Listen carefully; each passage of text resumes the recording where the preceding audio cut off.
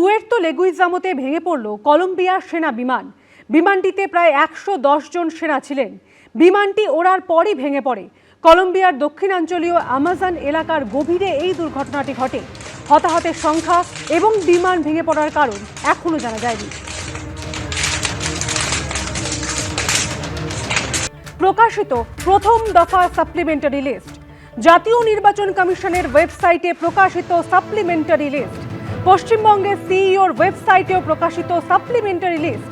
দুটি তালিকা প্রকাশিত হয়েছে। Supplementary list number 1 final list এবং deletion list number 1 final list.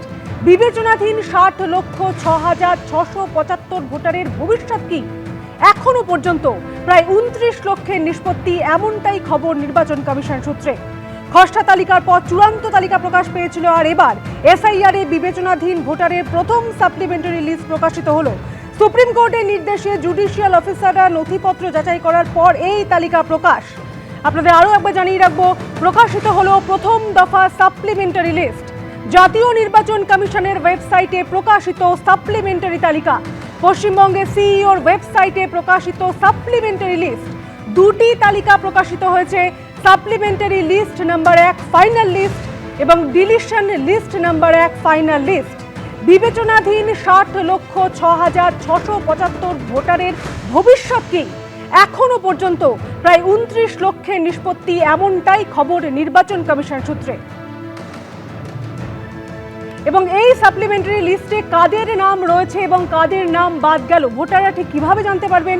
গোটা বিষয়টা নিউজরুম থেকে জানিয়েছেন আমাদের প্রতিনিধি রাজস্বী দত্তগুপ্ত। দেখুন। উদ্বেগ ছিল যে কখন এই তালিকা বেরোবে এবং যাদের নাম বিবেচনাধীনের তালিকায় রয়েছে, অর্থাৎ অ্যাডজুডিকেশন লিস্টে রয়েছে, তাদের কজনের নাম উঠলো এবং কজনের নাম বাদ গেল। এটাই প্রথম এবং প্রধান জিজ্ঞাস্য বিষয়, জানার বিষয়।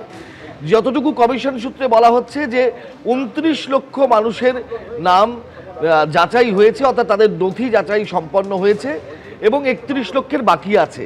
সেই হিসাব ধরলে আজকে যে প্রথম সাপ্লিমেন্টারি লিস্ট প্রায় 23 দিনের মাথায়, রাত্রি 12টা বাজে এখন, 23 দিনের মাথায় বেরোলো, তাতে এই 29 লক্ষের নামের নিষ্পত্তি হয়েছে। এবং 29 লক্ষের নামের মধ্যে কতজনের নাম বাদ গিয়েছে এটা কিন্তু নির্দিষ্টভাবে কমিশন সূত্রে জানানো হয়নি। তাই কতজনের নাম ভোটার হিসাবে তালিকায় উঠলো সেটাও কিন্তু এখন জানা সম্ভব নয়। এবারে কিভাবে সাধারণ মানুষ, নাগরিকরা তাদের যাদের নাম এই বিবেচনাধীনের তালিকায় ছিল তারা জানবেন এবং দেখতে পাবেন, সেইটা আমি তোমাকে একটা দেখানোর চেষ্টা করছি দর্শকদের জন্য। এখানে ইসিআই নেট মোবাইল অ্যাপ ব্যবহার করুন। এটা CEO West Bengal, chief electoral officer West Bengal এই ওয়েবসাইট। তাতে ইসিআই নেটের মোবাইল অ্যাপের ব্যবহারের কথা লেখা আছে। voters.eci.gov.in এই ওয়েবসাইটে দেখা যাবে এবং সিইও ওয়েস্ট বেঙ্গল .westbengal.wb.gov.in এই লিঙ্কেও ক্লিক করা যাবে। এবং আমার এই সিইও ওয়েস্ট বেঙ্গলের ওয়েবসাইটটি খোলা রয়েছে। এটা খুললেই এখানে দেখো, তুমি এখানে যাচ্ছে যে নো অ্যাবাউট এসআইআর 2026 এখানে ক্লিক করতে হবে। প্রথমে এখানে ক্লিক করলে এই পেজটা সামনে আসছে। এই পেজে তুমি দেখো এসআইআর 2026 নামাঙ্কিত যে পেজ, সেখানে আসছে supplementary list number 1 to the final list published on 28/2/2026, অর্থাৎ 28শে ফেব্রুয়ারি যে চূড়ান্ত ভোটার তালিকা প্রকাশিত হয়েছিল তার প্রথম সাপ্লিমেন্টারি লিস্ট প্রকাশিত হয়েছে। ঠিক তার নিচে লেখা আছে deletion list number 1 to the final list published on 28/2/2026, অর্থাৎ আবার সেই 28 ফেব্রুয়ারি যে চূড়ান্ত ভোটার তালিকা তৈরি হয়েছিল, প্রকাশিত হয়েছিল, তার নামবাদের যে তালিকা, প্রথম সাপ্লিমেন্টারি নামবাদের তালিকা, সেই প্রথম তালিকা সেটাও পাবলিশ হয়েছে। কিন্তু আমার নাম এই তালিকায় আছে, অর্থাৎ বিবেচনাধীন ভোটার হিসাবে একজন ভোটার, তার নাম এই সাপ্লিমেন্টারি লিস্ট নাম্বার 1 যেখানে ভোটাধিকার তিনি পাবেন সেই তালিকায় আছে নাকি নাম বাদের তালিকায় আছে, ডিলিশন লিস্টে আছে, কি করে জানবেন? দুটো ক্ষেত্রেই একই উপায়। প্রথমে নাম ভোটার হিসাবে উঠলো কিনা সেটা জানার জন্য supplementary list number 1 to the final list published on 28/2/2026 এই যেখানে লেখা রয়েছে সেখানে ক্লিক করতে হবে। ক্লিক করলে এখনো পর্যন্ত এই ওয়েবসাইটে যা বাস্তবে দৃশ্যত দেখা যাচ্ছে।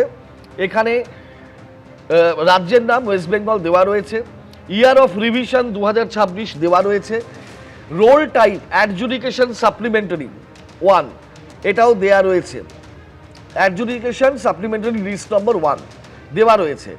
এবার আসছে যে ডিস্ট্রিক্ট, এখানে জেলা নির্দিষ্টভাবে যে ভোটার তার নাম জানতে চাইছেন তিনি কোন জেলার বাসিন্দা সেটা সিলেক্ট করতে হবে। ধরো প্রথমেই আসছে আলিপুরদুয়ার সিলেক্ট করা হলো, তারপরে অ্যাসেম্বলি কনস্টিটিউয়েন্সি অর্থাৎ কোন বিধানসভা কেন্দ্রের ভোটার সেইটা সিলেক্ট করতে হবে। এখানে একটা উদাহরণ হিসাবে কুমারগ্রাম সিলেক্ট করা হলো।